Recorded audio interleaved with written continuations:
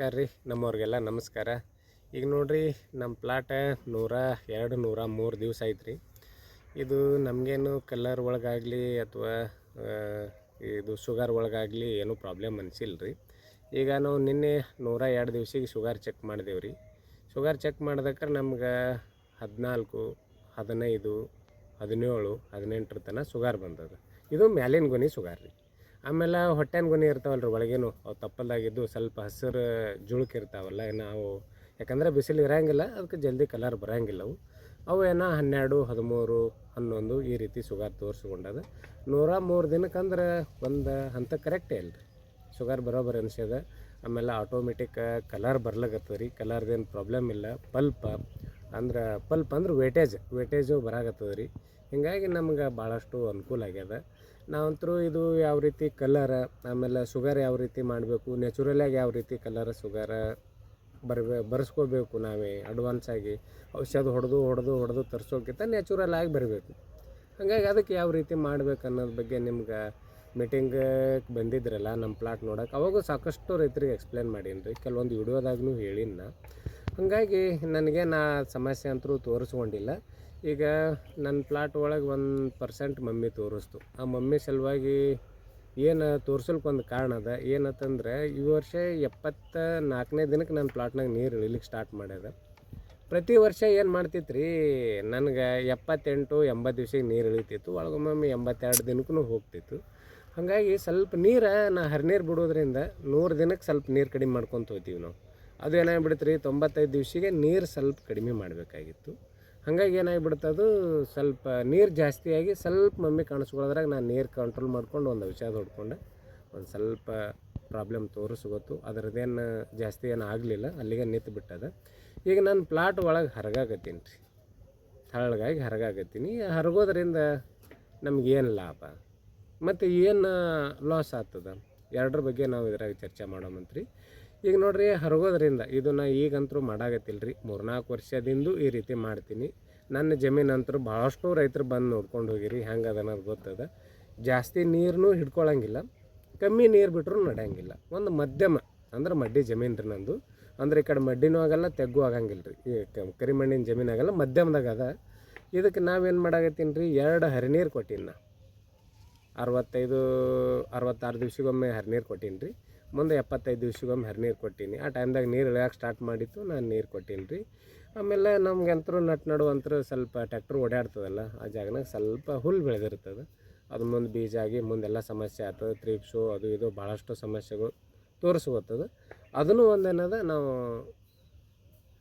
ಕಸ ತೆಗ್ದಂಗೆ ಆಗಿಬಿಡ್ತದೆ. ಹರಿಗಿ ಬಿಟ್ಟೆವು ಅಂದ್ರೆ ಎಲ್ಲ ಹುಲ್ಲು ಒಣಗಿ ಹೋಗಿಬಿಡ್ತದೆ. ಇದು ಒಂದು, ಇದೇನು ಅಷ್ಟು ಜಾಸ್ತಿ ಪಾಯಿಂಟ್ ತೋರಿಸ್ಕೊಳಂಗಿಲ್ಲ ನಿಮ್ಗೆ. ಈಗ ಹರಗೋದ್ರಿಂದ ಇನ್ನೊಂದು ನನಗೆ ಲಾಭ ಆಗ್ತದ ಅಂತ ಅನ್ಸಾಗತ್ತದ ರೀ. ಇದ್ರದ್ದೇನು ದೊಡ್ಡ ವಿಷಯ ಇಲ್ಲ. ಯಾಕಂತಂದ್ರೆ ನೆಲ ಹರಿಗಿ ಬಿಟ್ಟೆವಂದ್ರೆ ಆರಿಬಿಡ್ತಂದ್ರೆ ಬಿಸಿಲು, ಆಮೇಲೆ ಆರ್ಕೋತ ಈಗ ಟೈಮ್ದಾಗ ನಾವು ನೀರು ಕಡಿಮೆ ಮಾಡಂತ ಹೇಳ್ತೀನಿ ಅಲ್ರಿ. 100 ದಿನ ಆಯ್ತಂದ್ರೆ ಅಥವಾ 95 ದಿನ ಆಯ್ತಂದ್ರೆ ಸ್ವಲ್ಪ ನೀರು ಕಮ್ಮಿ ಮಾಡಿರಿ ಅಂತ ನಾನು ನಿಮ್ಗೆ ಹೇಳ್ತಿರ್ತೀನಿ. ಆದ್ರೆ ಮಾಡೋದ್ರಿಂದ ನೆಲ ಆರ್ತಂದ್ರೆ ಆಟೋಮೆಟಿಕ್ಕಾಗಿ ನ್ಯಾಚುರಲ್ ಆಗಿ ಕಲರ್ ಬರ್ತದೆ, ಶುಗರ್ ಬರ್ತದೆ. ಆಮೇಲೆ ಇಲ್ಲಪ್ಪ ಹರಗದ ತಂದು ನೀವು ಭಾಳಷ್ಟು ಗುಂಬು ಹಚ್ಚಿ 4 ಇಂಚು 5 ಇಂಚು ಹಿಂಗೆ ಗುಂಬು ಹಚ್ಚಿ ಹರಗದ್ರಂದ್ರೆ ಬೇರು ಕಟ್ಟಾಗ್ತಾವೆ. ಬೇರು ಕಟ್ಟಾಯ್ತಂದ್ರೆ ಆಟೋಮೆಟಿಕ್ ಮೇಲೆ ಮಮ್ಮಿಯಾಗಿ ನೀರುಗಳಾಗಿ ಇದು ಆಲಕ್ಕೆ ಚಾಲೂ ಮಾಡ್ತದೆ ರೀ. ಆಮೇಲೆ ಕಾಳು ಸೊಟ್ಟಾಗಕ್ಕೆ ಚಾಲೂ ಮಾಡ್ತದೆ. ಒಟ್ಟು ಏನೂ ಮಾಡಬಾರ್ದು ನಾವು. 2 ಇಂಚ್ 3 ಇಂಚ್ ಅನುಗೂಡೇ ಬಾರದು ನಮ್ಗೆ. ಒಂದು ಸ್ವಲ್ಪ ಬರ್ಚೋದಂಗೆ ಆದರೂ ಆಗಲ್ಲ. ಆ ರೀತಿ ನಾವು ಹರಿಗಿ ಬಿಟ್ಟೇವಂದ್ರೆ ಈ ನಮ್ಮ ಸೂರ್ಯ ಸೆಂಟ್ರ್ ಇದ್ದಾಕ್ರೆ, ನಮ್ಮ ತಲೆ ಮೇಲೆ ಸೂರ್ಯ ಇದ್ದಾಕ್ರೆ ಇಲ್ಲಿ ಡೈರೆಕ್ಟ್ ಬಿಸಿಲು ಬೀಳ್ತಿರ್ತದೆ ಸೆಂಟ್ರದಾಗ, ಅಲ್ಲಿ ಸ್ವಲ್ಪ ನೆಲ ಆರ್ಲಿಕ್ಕೆ ಚಾಲೂ ಮಾಡ್ತದೆ. ಹಸಿ ಜಾಸ್ತಿ ಹಿಡ್ಕೊಳಂಗಿಲ್ಲ. ಇದು ನಾವು ಹಸಿ ಜಾಸ್ತಿ ಹಿಡ್ಕೊಲಿಲ್ಲ ಅಂದ್ರೆ ಆಟೋಮೆಟಿಕ್ ಶುಗರ ಕಲರ ಬರ್ಲಿಕ್ಕೆ ಚಾಲೂ ಮಾಡಿಬಿಡ್ತದೆ. ಹಾಗಾಗಿ ಈ ಟೈಮ್ದಾಗ ನಾವು ಒಂದು 3-4 ವರ್ಷದಿಂದನೂ ಮಾಡ್ಕೋತ ಬಂದೀನಿ ರೀ. ಅದರಿಂದ ಸಕ್ಸಸ್ ಆಗ್ಯದ. ಮತ್ತು ಹರಗೋದೇನದ, ಜಾಸ್ತಿ ಗಿಡದ ಸಮೀಪ ಹೋಗ್ಬೇಡ್ರಿ. ಸೆಂಟ್ರದಾಗ ಒಂದೇ ಲೈನ್ ಹರಗ್ರಿ. ನಾವು ಮೊದಲು ಏನು ಮಾಡ್ತಿದ್ದೇವೆ ರೀ, ಒಂದು 10 ಫೂಟಿನ ಸಾಲು ಇರ್ತೀವಲ್ಲ, 2 ಲೈನ್ ಹರಗ್ತಿದ್ದೀವಿ ನಾವು. ಅದಕ್ಕೆ 2 ಲೈನ್ ಹರಗೋದಿಲ್ಲ, ಒಂದೇ ಲೈನ್ ಒಮ್ಮೆ ಹರಿಬಿಟ್ಟೇವಂದ್ರೆ ಅದರಿಂದ ನಮ್ಗೊಂದು ಸ್ವಲ್ಪ ಗಾಳಿ ಆಡ್ದಂಗಾಗಿ ಭೂಮಿಗೆ ಏನದ ಸ್ವಲ್ಪ ನೆಲ ಆರ್ಲಿಕ್ಕೆ ಚಾಲೂ ಮಾಡ್ತದೆ. ಹ್ಯಾಂಗೆ ನಮ್ಗೆ ನೆಲ ಆರ್ಲಿಕ್ಕೆ ಚಾಲೂ ಮಾಡ್ತದಲ್ಲ, ಆಟೋಮೆಟಿಕ್ ಶುಗರ ಕಲರ ಬರ್ತದೆ.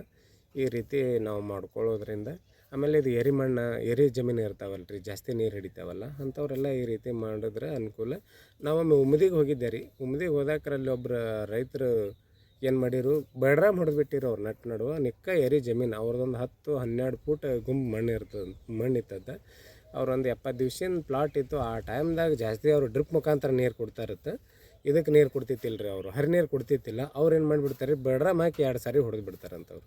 ನೆಲ ಆರ್ತಂದ್ರೆ ನಮ್ಗೆ ಯಾವುದೇ ರೀತಿಯಾದಂಥ ಪ್ರಾಬ್ಲಮ್ ಆಗಂಗಿಲ್ಲ ಮತ್ತಂದು ಅವರು ಹೇಳಿ ಆ ರೀತಿ ಮಾಡ್ಕೊಂಡಿರು. ಅವ್ರ ಪ್ಲಾಟ್ ಅಂತೂ ನನಗೆ ಚೆಂದಿತ್ತು.